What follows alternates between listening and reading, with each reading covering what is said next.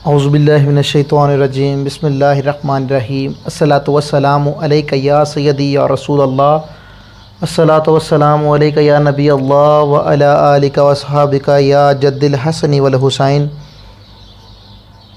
السلام علیکم دوستو، آج انشاءاللہ العزیز ارشادات نبویہ صلی اللہ علیہ وسلم کے بارے میں گفتگو کریں گے۔ چند ایک اقوال ہوں گے میرے رسول اکرم صلی اللہ علیہ وسلم کی ذات بابرکات کے کہ آقائے دو جہاں سرور کائنات فخر موجودات جناب محمد رسول اللہ صلی اللہ علیہ وآلہ وصحبہ وسلم نے ارشاد فرمایا، لوگوں کو نیک کاموں کا حکم کیا کرو اور برے کاموں سے روکا کرو، ورنہ خدا تم پر جلدی عذاب نازل کر دے گا، پھر دہائی بھی دو گے تو سنوائی نہ ہوگی۔ مسلمان ایماندار وہی ہے جس کے ہاتھ زبان اور قلم سے کسی مسلمان کو نقصان نہ پہنچے۔ ایک مسلمان کو نقصان پہنچانا کعبہ اور بیت المعمور گرانے سے 15 گنا بڑا ہے۔ وہ شخص ملعون ہے جس نے کسی ایماندار کو دکھ پہنچایا یا نقصان دیا۔ کسی مسلمان بھائی کی حاجت روائی کرنے والا ایسا ہے گویا کہ اس نے ساری عمر اللہ کی اطاعت و خدمت میں گزاری۔ والدین سے نیک سلوک کرنا نماز، روزہ، حج، عمرہ اور جہاد فی سبیل اللہ سے افضل ہے۔ جس نے صبح کی ایسی حالت میں کہ ماں باپ اس پر راضی رہے، اس کے لیے جنت کے 2 دروازے کھلے ہیں، اور جس نے صبح کی ایسی حالت میں ماں باپ اس پر ناراض رہے، اس کے لیے 2 دروازے دوزخ کے کھلے ہیں۔ اللہ کی رضا باپ کی رضا میں ہے اور اللہ کی ناراضگی باپ کی ناراضگی میں ہے۔ تمام گناہوں میں سے جو چاہتا ہے اللہ معاف کر دیتا ہے، لیکن ماں باپ کی ناراضگی کی سزا موت سے پہلے دنیا میں ہی دے دیتا ہے۔ فرزندان نافرمان اور قرابت کو توڑنے والا جنت کی خوشبو بھی نہ پائے گا۔ جو نیک لڑکا والدین کی طرف رحمت کی نظر سے دیکھتا ہے، اس کو اللہ تعالیٰ ہر نظر کے عوض ایک حج کا ثواب عطا فرماتا ہے۔ صحابہ رضی اللہ تعالیٰ عنہ نے عرض کی، اگرچہ 100 بار دیکھے؟ میرے رسول اکرم صلی اللہ علیہ وسلم نے فرمایا، ہاں اللہ بڑی قدرت والا ہے، یعنی کہ اسے 100 بار دیکھنے کا ثواب 100 حج کے برابر ملے گا۔ جنت تیری ماں کے قدموں کے نیچے ہے اور تیرا باپ جنت کے درمیانی دروازوں میں سے ایک دروازہ ہے۔ 3 دعائیں ضرور قبول ہوتی ہیں، باپ کی دعا اولاد کے لیے، مسافر کی دعا ہر شخص کے لیے، مظلوم کی دعا ظالم کے لیے۔ اگر تو چاہتا ہے کہ تیری عمر زیادہ اور مال میں برکت ہو تو خدا سے ڈر اور قرابت داروں سلوک و احسان کر، اور قرابت داروں پر سلوک و احسان کر۔ سب سے اچھا صدقہ وہ ہے جو مستحق قرابت داروں پر ہو، اور اگر قرابت دار محتاج ہوں تو غیر پر کوئی صدقہ نہیں۔ جس نے 1 یا 2، 3 لڑکیوں یا بہنوں کی پرورش کی اور اسلام اور ادب سکھایا، پھر اللہ کی رضا کے لیے نکاح کر دیا، وہ میرے ساتھ جنت میں ہوگا۔ جس شخص نے اپنی زبان اور شرمگاہ کو قابو میں رکھا، میں اس کے لیے جنت کا ضامن ہوں۔ حضور علیہ الصلوۃ والسلام نے فرمایا، کیا میں ایسے خزانے سے مطلع نہ کروں جو سب سے اچھا ہو؟ سن لو، وہ خزانہ نیک اور دیانت دار بیوی ہے۔ عورت کے لیے پردہ واجب ہے، کیونکہ جب وہ باہر نکلتی ہے تو شیطان اسے جھانکتے ہیں۔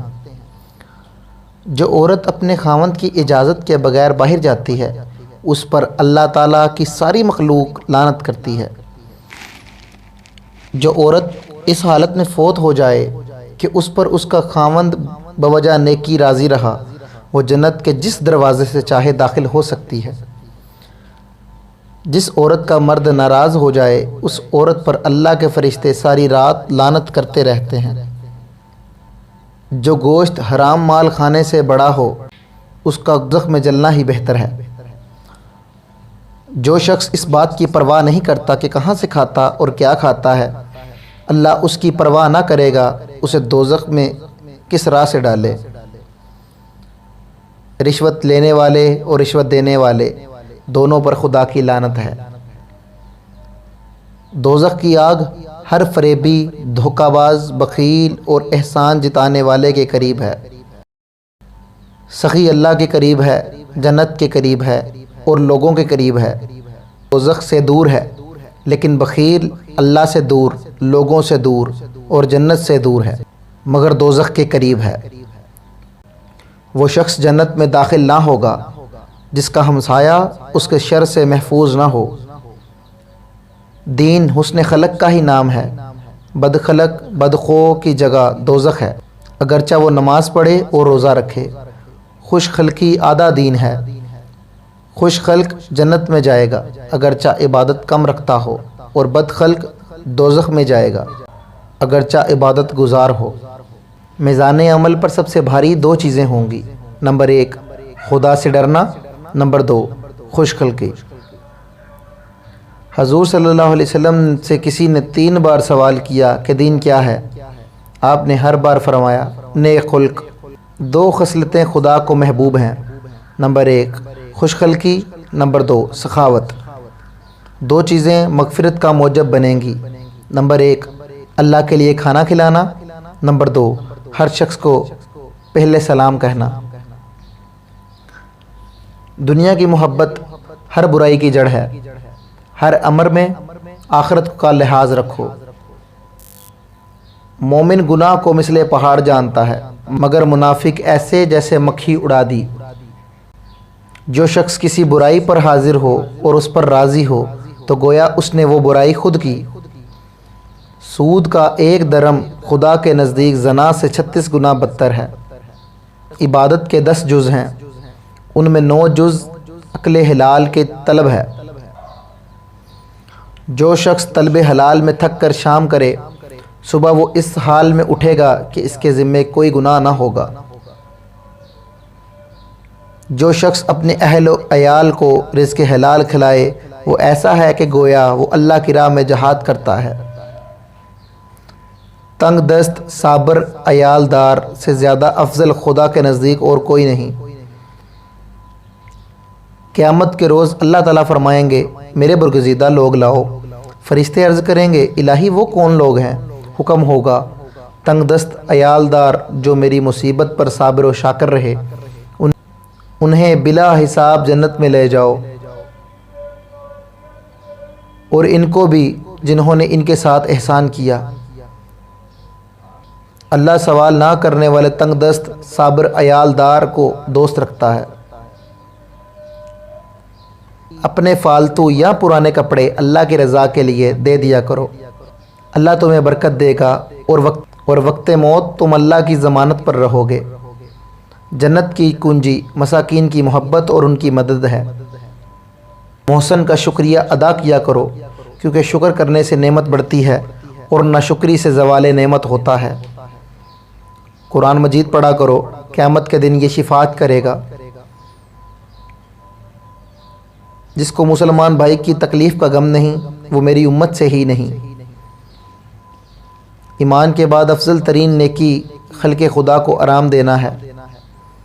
اللہ کے نزدیک اس سے بڑھ کر کوئی نیکی نہیں کہ تم کسی مسلمان بھائی کا دل خوش کر دے۔ شرک کے بعد بدترین گناہ اذا رسانی خلق ہے۔